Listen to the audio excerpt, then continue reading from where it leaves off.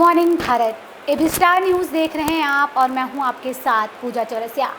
जैसा कि हम गुड मॉर्निंग भारत में आपको समाचार पत्रों की खबरों के बारे में बताते हैं और आज भी हम आपको उन्हीं खबरों के बारे में बातचीत करेंगे कि आखिर आज के न्यूज़पेपर क्या कहते हैं, उनकी सुर्खियां क्या कहती हैं और आज क्या कुछ पूरे दिन होने वाला है। इस पर लगातार हमारी नज़र बनी रहेगी और इस पर हम बातचीत भी करेंगे विस्तार से कि आज किन किन खबरों पर जो है लोगों की नज़र रहेगी, क्या इम्पैक्ट पड़ेगा उन खबरों का और आखिर क्यों चाहे वो दैनिक जागरण हो, चाहे वो हिंदुस्तान हो, चाहे अमर उजाला हो या दूसरे न्यूज़पेपर हो, उन्होंने क्यों उस खबर को प्रमुखता दी है। और जैसा कि हम सबसे पहले अपने गुड मॉर्निंग भारत में कोरोना अपडेट्स की बात करते हैं, लेकिन आज हम उस खबर से गुड मॉर्निंग भारत की शुरुआत करेंगे जिसने देश को जो है जिससे बहुत बड़ी क्षति हुई है। जी, हम बात कर रहे हैं देश के पूर्व राष्ट्रपति प्रणब मुखर्जी की, जिनका जो है कल निधन हो गया। 84 साल की उम्र में उन्होंने अंतिम सांस ली।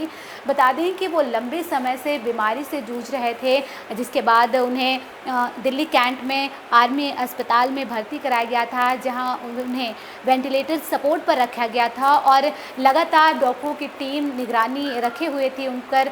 और बताया जा रहा है कि वो गहरे कोमा में थे और सेप्टिक शॉक की वजह से उन्हें वेंटिलेटर पर रखा गया था, लेकिन उनकी तबीयत अचानक ज़्यादा ख़राब हो गई क्योंकि वेंटिलेटर पे वो थे ही और उन्होंने अंतिम सांस ली कल दिल्ली के अस्पताल में। और बेटे अभिजीत मुखर्जी ने ट्वीट के जरिए इसकी जानकारी दी। तो वहीं प्रधानमंत्री नरेंद्र मोदी, राष्ट्रपति रामनाथ कोविंद ने गहरा शोक जताया है। इसके साथ ही और जो नेता हैं उन्होंने भी जो है गहरा शोक जताया। इसके साथ ही ये भी कहा है कि ये बहुत बड़ी क्षति है, ये एक ऐसी क्षति है जो कभी भी पूरा नहीं किया जा सकता है। जी हाँ, आपको बता दें कि आज उनका अंतिम संस्कार किया जाएगा दिल्ली के शमशान घाट में और उनके अंतिम दर्शन के लिए दिल्ली के उनके निवास पर उनका पार्थिव शरीर लाया गया है, जहां पर 12 बजे तक लोग अंतिम दर्शन कर सकेंगे, उनके अंतिम बार जो है उनसे मिल सकेंगे। और अंतिम दर्शन करने की जो समय है वो 12 बजे तक है। उसके बाद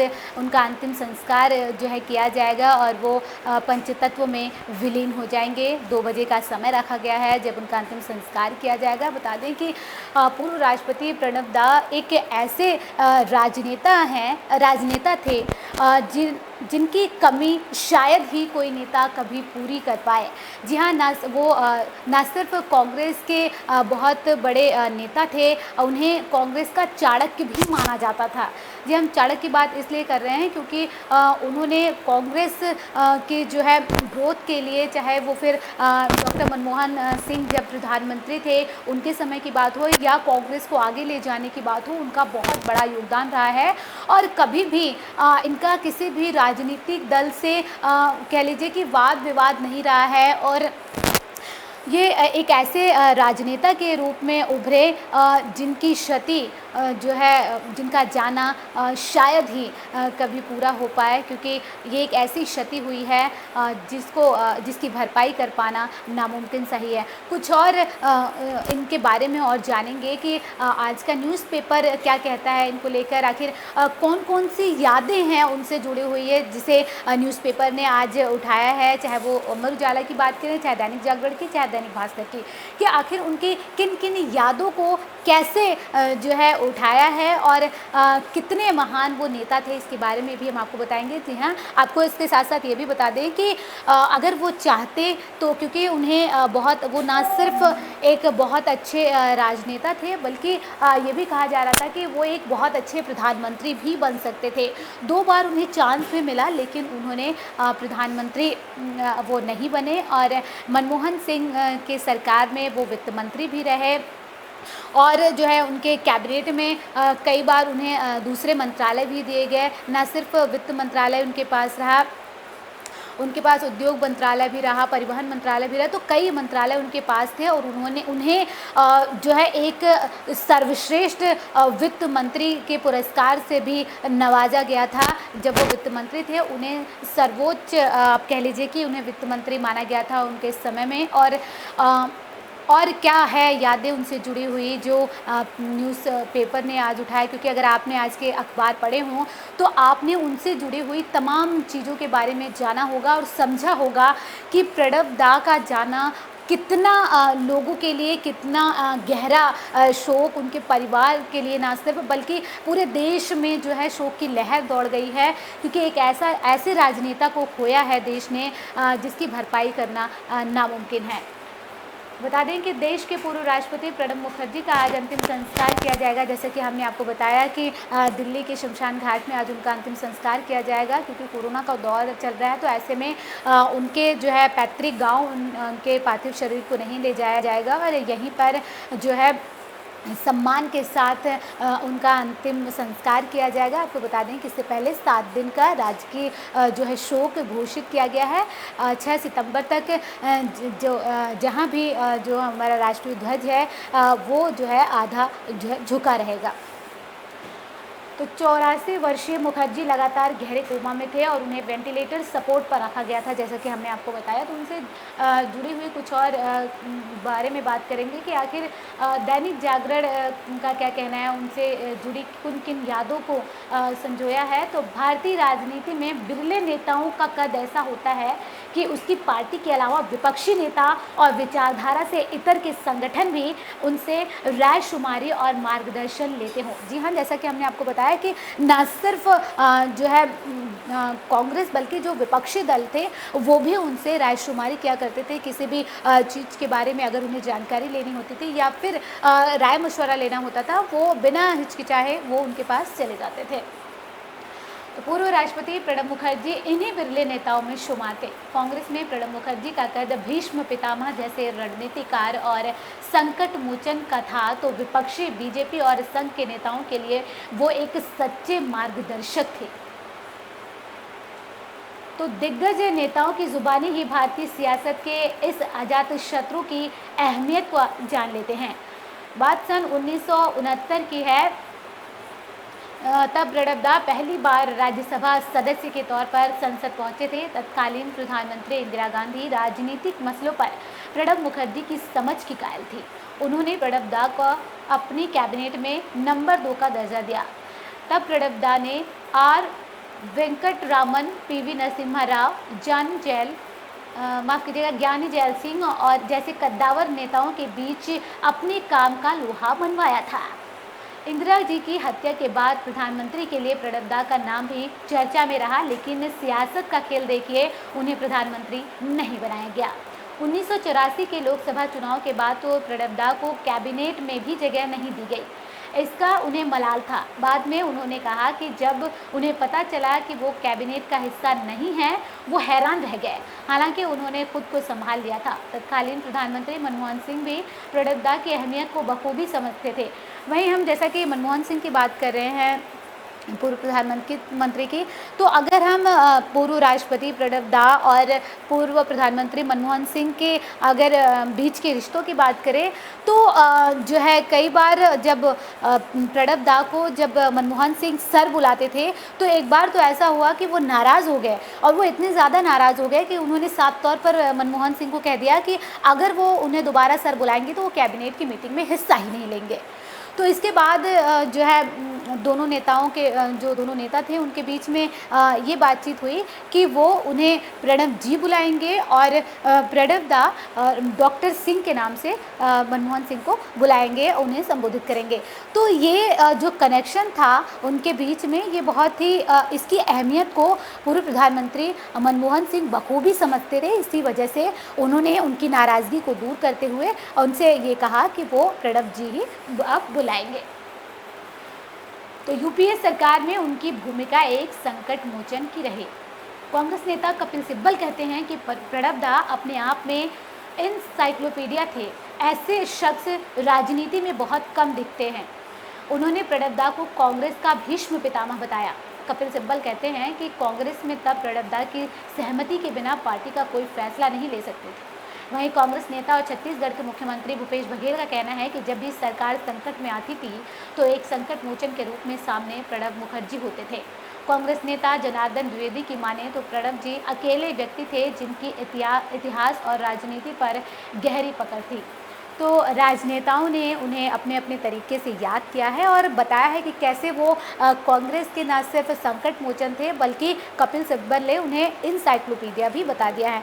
तो आपको वहीं एक और जानकारी दे दे प्रणब दा से जुड़ी हुई कि प्रणब दा कांग्रेस के लिए संकट मोचन तो थे ही थे, इसके साथ ही साथ जब वो राष्ट्रपति बने 2012 में तो जो है उन्होंने 4 राष्ट्रपति जो इससे पहले थे उनकी कमी को जो है उन्होंने जितने फैसले नहीं लिए थे उससे ज़्यादा जो है फैसले उन्होंने एक के बाद एक जो है, क्योंकि चाहे वो याकूब मेनन का केस रहा हो चाहे दूसरे, वो कभी भी जो है निर्णय लेने में जो है ज़्यादा देरी नहीं लगाते थे और एक के बाद एक उन्होंने जो है चीज़ों को पार किया और उसके बाद उन्होंने साफ तौर पर ये उनकी तरफ से एक तरीके से कह सकते हैं आपके उनका मानना था कि किसी भी चीज़ में देरी देश के हित में नहीं हो सकती। शायद यही वजह थी कि जो अपराधी थे उनके समय में जब वो राष्ट्रपति थे वो डरते थे कि उनकी फाइल उनके पास ना पहुंच जाए क्योंकि वो डिसीज़न लेने में समय नहीं लगाते थे। तो कुछ और खबरों के बारे में बातचीत करेंगे क्योंकि प्रणब दा का आज अंतिम संस्कार किया जाएगा दिल्ली के शमशान घाट में और उस पर भी हम आपको लगातार अपडेट देते रहेंगे, पल पल की अपडेट आप तक पहुंचाते रहेंगे। कुछ और खबरों के बारे में बातचीत करेंगे कि इस खबर से इतर और क्या क्या प्रमुख खबरें हैं जिनका आपके लिए जानना और क्यों जो है उस खबर को प्रमुखता दी गई है, ये भी बहुत ज़्यादा ज़रूरी है। तो बात करेंगे जीडीपी की। अगर हम बात करें तो वैश्विक झटकों से गिरी भारत की जीडीपी, 150 साल की सबसे बड़ी गिरावट। सीईए के जो है तरफ से ये बयान आया है, ये कहा गया है कि वैश्विक झटकों में गिरी भारत की जीडीपी और 150 साल की सबसे बड़ी गिरावट दर्ज की गई है। जी हाँ, इस पूरी खबर के बारे में बात करेंगे लेकिन इससे पहले एक छोटे से ब्रेक के लिए यहाँ पे रुक रहे हैं। तो फिलहाल के लिए एक छोटे से ब्रेक के लिए यहाँ रुकते हैं। से लेकर ताश के दीदार तक,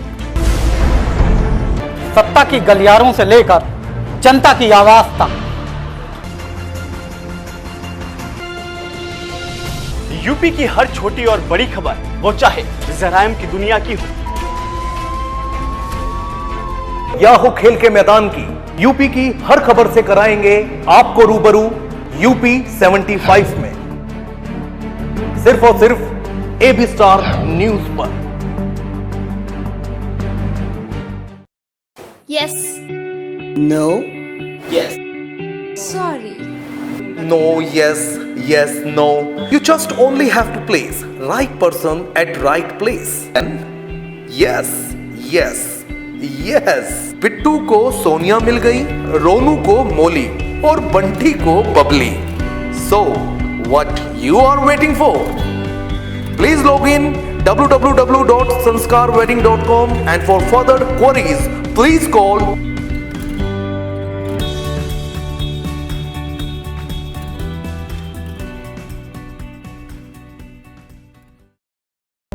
जीएसटी रिफॉर्म से लेकर कैशलेस इकोनॉमी तक, स्टॉक मार्केट के उतार चढ़ाव से लेकर अर्थव्यवस्था की बदलती चाल तक, बिजनेस से जुड़ी हर छोटी बड़ी खबर मिलेगी आपको यहाँ स्टॉक एक्सचेंज, सिर्फ एबी स्टार न्यूज पर।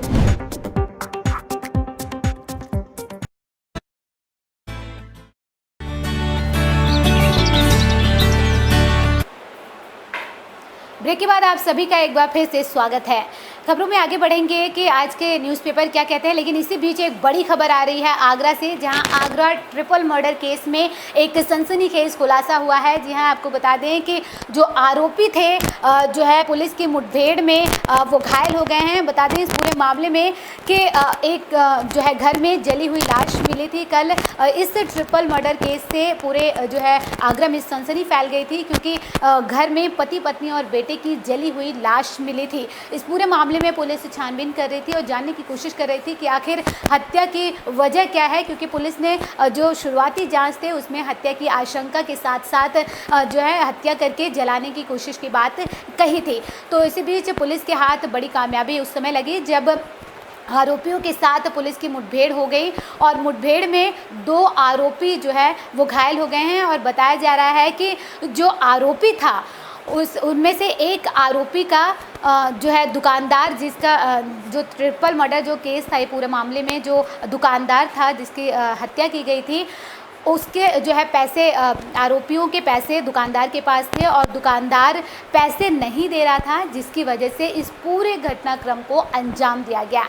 यानी कि पैसे के लेन देन को लेकर इस पूरी घटना को अंजाम दिया गया और जो अपराधी थे, बताया जा रहा है कि वो उनके पड़ोसी थे जिसने इस पूरी घटना को अंजाम दिया है। पैसे नहीं मिलने की वजह से इस पूरी घटना को अंजाम दिया गया है। फिलहाल पुलिस के साथ मुठभेड़ हुई और मुठभेड़ में 2 जो है आरोपी थे वो घायल हो गए, जिनमें से एक आरोपी जो बता रहे हैं हम आपको, वो पड़ोसी था, वो उसके पैसे बकाया थे और दुकानदार जब पैसे नहीं दिया, दुकानदार की तरफ से नहीं दिया गया, तो इस पूरी घटना को अंजाम दिया गया। पति पत्नी सहित बेटे की हत्या कर दी गई। ये बड़ी कामयाबी पुलिस को हाथ लगी है, क्योंकि इससे पहले लखनऊ में केस सामने आया था कि लखनऊ में डबल मर्डर केस ने सबको हिलाकर रख दिया था। इसके बाद ट्रिपल मर्डर केस आगरा में सामने आया, तो रंजिश को लेकर, हालांकि जो लखनऊ में मर्डर केस जो सामने आया था, डबल मर्डर केस, उसमें नाबालिग ने ही अपने जो है माँ और भाई की हत्या की थी। वहीं इस खबर की बात करें तो यहाँ पर पैसे के लेन देन की वजह से आरोपियों ने जो है इस पूरी घटना को अंजाम दिया, उनकी हत्या की। हत्या करने के बाद उनकी लाश को जला दी। पड़ोसी जब सुबह दरवाज़ा नहीं खुला, दुकान नहीं खुली और दूध वाला जब दूध देने के लिए पहुंचा नहीं खुला, तब पड़ोसियों ने दरवाज़ा खोला और देखा तो जली हुई लाश पड़ी हुई थी। इसकी सूचना उन्होंने पुलिस को दी थी। पुलिस इस पूरे मामले की तफ्तीश कर रही थी। तो 24 घंटे में पुलिस को ये बड़ी कामयाबी हासिल हुई है और पुलिस ने मुठभेड़ में जो है आरोपियों को जो है घायल कर दिया और उन्हें इलाज के लिए अस्पताल में भर्ती कराकर इसके बाद उनकी गिरफ्तारी की जाएगी। तो खबरों में आगे बढ़ते हैं। हम बात कर रहे थे देश की अर्थव्यवस्था की, जिसमें सबसे बड़ी गिरावट दर्ज की गई है। अगर हम बात करें 1870 के बाद ये सबसे बड़ी गिरावट है जो दर्ज की गई है। 23.9% की ये बहुत बड़ी गिरावट है, जो कि चिंता का विषय है। हालांकि जो जानकार हैं वो ये बताते हैं कि हमारे देश की जो अर्थव्यवस्था है वो जितनी तेज़ी से गिरी है उतनी ही तेज़ी से उठ भी रही है। यानी कि हमारी जो देश की अर्थव्यवस्था है वो वी शेप में है। यानी कि वी शेप यानी कि तेज़ी से गिरती अर्थव्यवस्था अब तेज़ी से जो है उठने वाली है, ये मानना है, ये कहा जा रहा है जानकारों की तरफ से। लेकिन इस पूरी खबर के बारे में हम बात कर लेते हैं कि आखिर अमर उजाला इस पूरी खबर को के बारे में क्या कहता है। तो चालू वित्त वर्ष की पहली तिमाही में भारतीय अर्थव्यवस्था में आई गिरावट पर मुख्य आर्थिक सलाहकार केवी सुब्रमण्यम ने सरकार का बचाव किया है। उन्होंने कहा कि वैश्विक झटकों की वजह से भारत की जीडीपी 23.9% की बड़ी गिरावट आई है। ये कहा गया है सुब्रमण्यम की तरफ से, जो मुख्य आर्थिक सलाहकार है केवी सुब्रमण्यम, उनकी तरफ से ये कहा गया है। उन्होंने सरकार का बचाव किया है और कहा है कि जिस हिसाब से जो अर्थव्यवस्था जो थी, क्योंकि लॉकडाउन लगाया गया, अर्थव्यवस्था जो आर्थिक जो है मार झेल रहा था देश, कहीं ना कहीं जब नीचे गिरी हमारी अर्थव्यवस्था, वो कहीं ना कहीं तेज़ी से ग्रो भी कर रही है, ये कहा जा रहा है। उन्होंने सरकार की तरफ से बचाव किया है। लेकिन इससे पहले जो राहुल गांधी कांग्रेस के पूर्व अध्यक्ष, उन्होंने एक वीडियो जारी किया था जिसमें उन्होंने नरेंद्र मोदी सरकार पर जमकर निशाना साधा था और कहा था कि किस तरीके से अर्थव्यवस्था की जो पूरी अर्थव्यवस्था है इसमें सबसे बड़ी गिरावट दर्ज की गई है। इसके लिए उन्होंने नरेंद्र मोदी सरकार पर साफ तौर पर निशाना साधते हुए कहा था कि इसके लिए जिम्मेदार है और बार बार उन्होंने इसकी 3 बड़ी वजह बताई थी। पहली नोटबंदी, दूसरी गलत जीएसटी और तीसरी लॉकडाउन। क्योंकि आपने भी खबरें पढ़ी होंगी, सुनी होंगी, रोज़ आप सुनते रहते हैं, लॉकडाउन को लेकर, नोटबंदी को लेकर और जीएसटी को लेकर किस तरीके से विपक्ष लगातार सरकार पर हमलावर रहता है। तो वहीं लॉकडाउन को लेकर भी राहुल गांधी ने जो अपना वीडियो जारी किया था, जैसा कि हमने आपको अपने कल शो के जरिए बताया था कि राहुल गांधी वीडियो जारी करने वाले हैं और देश की अर्थव्यवस्था को लेकर वो बातचीत करने वाले हैं कि किस तरीके से अर्थव्यवस्था गिरती जा रही है। इसके साथ ही साथ उन्होंने यूपीए सरकार की तारीफ की और कहा कि जब वो मनमोहन सिंह से मिले थे एक बार किसी जो है बातचीत को लेकर, तब उनसे पूछा था कि आखिर क्योंकि दूसरे देशों में उस समय भी आर्थिक स्तर पर जो है गिरावट दर्ज की गई थी अर्थव्यवस्था में, कई देशों के जो अर्थव्यवस्था थे तेज़ी से गिर रहे थे। जो राहुल गांधी की तरफ से कहा जा रहा है कि मनमोहन सिंह की बातचीत में जो है उन्होंने पाया कि हमारे देश में 2 तरीके से जो है अर्थव्यवस्था जो है वो ग्रो करती है। एक तो वो जो स्थायी तौर पर है और दूसरी जो अस्थायी तौर पर है, यानी कि जो हमारे किसान हैं, जो युवा हैं, उन पर जो है कहीं ना कहीं 50% जो है इससे अर्थव्यवस्था पर असर पड़ता है। और उन्होंने सीधे तौर पर मोदी सरकार के ऊपर ये निशाना साधा है कि जो गरीब तबके के लोग हैं, जो किसान तबके के लोग हैं, जो मजदूर हैं, जो युवा हैं, जो है उन की तरफ ध्यान ना देकर जो है निजी कंपनियों की तरफ, बड़ी बड़ी कंपनियों की तरफ जो है उन्होंने ध्यान दिया है, उनको लाभ पहुंचाना चाहते हैं, जिसकी वजह से उन्होंने एक बड़े तबके को जो है इग्नोर किया है, ये कहा जा रहा है राहुल गांधी की तरफ से। तो सीधे तौर पर उन्होंने निशाना साधा और कहा कि अर्थव्यवस्था जिस तरीके से गिरावट दर्ज की गई है उसके लिए उन्होंने सीधे तौर पर नरेंद्र मोदी सरकार को जिम्मेदार ठहराया। वहीं के.वी. सुब्रमण्यम स्वामी जो कि मुख्य आर्थिक सलाहकार है, उन्होंने सरकार का बचाव किया है और कहा है कि तेज़ी से अर्थव्यवस्था उन्होंने जो गिरी है उसको स्वीकार किया, लेकिन तेज़ी से ग्रो करने की बात कही है नरेंद्र मोदी की सरकार ने। सुब्रमण्यम ने कहा कि वैश्विक स्तर पर प्रति व्यक्ति जीडीपी दर 1870 के बाद सबसे निचले स्तर पर पहुंच गई है। इसमें 150 सालों की बड़ी गिरावट आई है, तो अर्थव्यवस्थाओं की वृद्धि दर नीचे जाना रोजगार और कमाई पर असर पड़ा है। भारतीय अर्थव्यवस्था ने भी लंबे समय तक लॉकडाउन झेला है, लेकिन इसमें छूट मिलने के बाद से ही वी आकार का सुधार दिखाई दे रहा है। जैसा कि हमने आपको बताया कि वी आकार का मतलब क्या होता है, क्योंकि अर्थव्यवस्था को हम कई तरीके से देखते हैं। जैसे हम एल शेप में देखते हैं कि अगर अर्थव्यवस्था तेज़ी से गिर रही है और वो अभी उसे जो है सुधरने में टाइम लगेगा, और अगर यू शेप होती है यानी कि अर्थव्यवस्था जो है, जो आर्थिक तौर पर जो मंदी आ रही है, वो कहीं ना कहीं पहले तेज़ी से नीचे आएगी, उसके बाद वो धीरे धीरे धीरे धीरे वो आगे बढ़ेगी। लेकिन देश जो भारत की जो अर्थव्यवस्था है उसके लिए जो बताया जा रहा है वो वी शेप में है, यानी कि तेज़ी से हम अगर हम नीचे गिरे हैं तो तेज़ी से ऊपर भी उठेंगे, ये कहा जा रहा है। तो अर्थव्यवस्था को हम कैसे समझ सकते हैं, इसके बारे में भी हमने आपको अपडेट दे दिया है। कुछ और खबरों के बारे में बातचीत करेंगे कि और क्या क्या अहम खबरें आज पूरे दिन रहने वाली हैं। तो जेईई मेंस आज से 660 परीक्षा केंद्रों पर एनटीए ने मॉक ड्रिल कर जांची तैयारी, यानी कि जो लंबे समय से विवाद चल रहा था, विपक्ष की तरफ से, छात्रों की तरफ से सरकार पर निशाना साधा जा रहा था, आखिरकार उस पर पूर्ण विराम लग गया और जेईई मेंस की परीक्षा जो है 1 सितंबर यानी कि आज से शुरू हो गई है। हालांकि जो 660 परीक्षा केंद्र हैं उस पर जो है मॉक ड्रिल कराई गई एनटीए की तरफ से, और सभी राज्यों को ये कहा गया है कि वो अपने अपने स्तर पर जो छात्र हैं उनको सुविधा मुहैया कराएं। वहीं आप अगर बात करें छत्तीसगढ़ की, मध्य प्रदेश की, उड़ीसा की, तो ये ऐसे राज्य हैं, ऐसे कुछ और राज्य भी हैं जिन्होंने छात्रों की व्यवस्था के लिए जो परिवहन है वो फ्री सेवा, यानी कि फ्री में जो छात्र है वो आ जा सकेंगे। इसके साथ साथ खाने पीने की व्यवस्था की गई है और परिजनों के रहने की भी व्यवस्था इन राज्यों की तरफ से की गई है, ताकि छात्रों को किसी भी तरीके की परेशानी ना हो, क्योंकि कोरोना का दौर चल रहा है। ऐसे में छात्रों की जो है पूरी व्यवस्था को लेकर ये सरकार की तरफ से भी कहा गया था, एनटीए की तरफ से भी कहा गया था कि पूरी जो है व्यवस्था राज्य सरकारों को अपने अपने स्तर पर करनी है। जो भी छात्र जा रहे हैं परीक्षा केंद्रों में उसके लिए पूरी व्यवस्था होनी चाहिए। इसके साथ साथ एनटीए ने पूरी जो है मॉक ड्रिल कराई है, जो भी परीक्षा केंद्र है, फिलहाल 660 परीक्षा केंद्रों की हम बात कर रहे हैं। इसके साथ साथ जो है 6 गज की दूरी का खास ख्याल रखा गया है। हालांकि ये परीक्षाएं ऑनलाइन नहीं हो रही हैं, इसके बावजूद कंप्यूटर, एसी, जो है लैपटॉप, ये जो भी सिस्टम वहाँ पर हैं उनको जो है अच्छी तरीके से सैनिटाइज किया गया है। इसके साथ साथ जैसा कि हम 6 गज की दूरी की बात कर रहे हैं कि 6 जो है उसका भी ध्यान रखा गया है। साथ ही साथ जो परीक्षा केंद्र हैं और जो प्रवेश जो द्वार है वहाँ से जो अंदर गेट, मेन जो गेट है वहाँ से परीक्षा केंद्र में जाने के लिए गोले बनाए गए हैं। इसके साथ साथ बारिश को देखते हुए कई राज्यों में स्टिकर चिपकाए गए हैं, ताकि परीक्षार्थियों को किसी भी तरीके का जो संक्रमण है वो ना हो, इसका खास ख्याल रखा गया है। यानी कि वाद विवाद अब खत्म हुआ और परीक्षाएं शुरू हो गई हैं। आपको बता दें कि इससे पहले बॉम्बे हाई कोर्ट ने ये पूछा था कि क्या इन परीक्षाओं को स्थगित कर सकते हैं, लेकिन अब फिलहाल ये जो परीक्षा है पूरी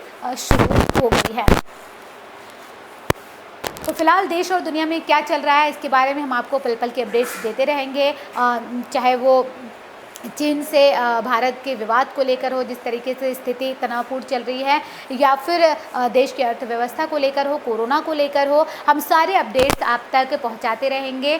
फिलहाल के लिए आप मुझे दीजिए इजाज़त। देखते रहिए एबी स्टार न्यूज़। नमस्कार।